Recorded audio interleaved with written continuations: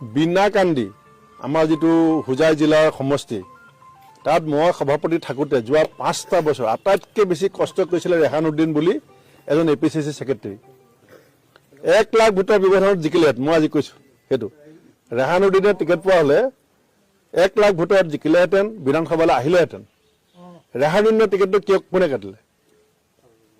ৰকিবুল হুছেইনে কাটিলে। কাৰণ নগাঁৱৰ পৰা যদি আৰু এজন য়ং লিডাৰ ইমাৰ্জ হৈ যায় তেতিয়া তানজিল হুছেইনৰ কি হ'ব?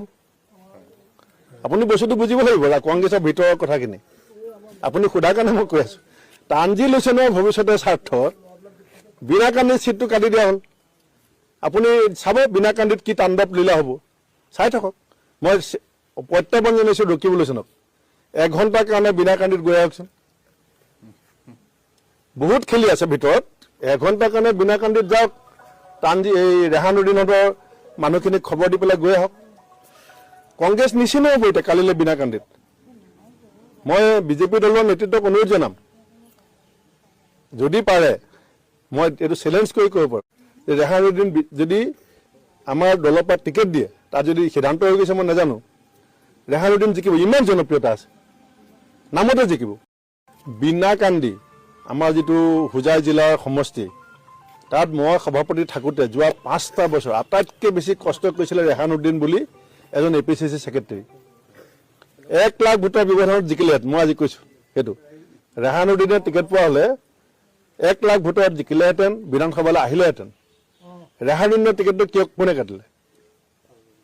ৰকিবুল হুছেইনে কাটিলে। কাৰণ নগাঁৱৰ পৰা যদি আৰু এজন য়ং লিডাৰ ইমাৰ্জ হৈ যায় তেতিয়া তানজিল হুছেইনৰ কি হ'ব? আপুনি বস্তুটো বুজিব লাগিব কংগ্ৰেছৰ ভিতৰৰ কথাখিনি।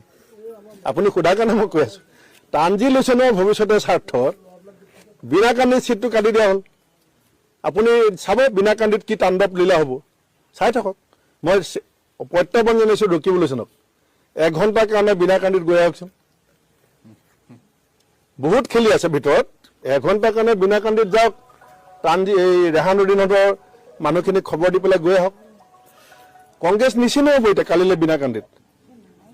মই বিজেপি দলৰ নেতৃত্বক অনুৰোধ জনাম, যদি পাৰে মই এইটো চেলেঞ্জ কৰি কৰিব পাৰোঁ যে ৰেহানুদ্দিন যদি আমাৰ দলৰ পৰা টিকেট দিয়ে, তাত যদি সিদ্ধান্ত হৈ গৈছে মই নাজানো, ৰেহানুদ্দিন জিকিব। ইমান জনপ্ৰিয়তা আছে।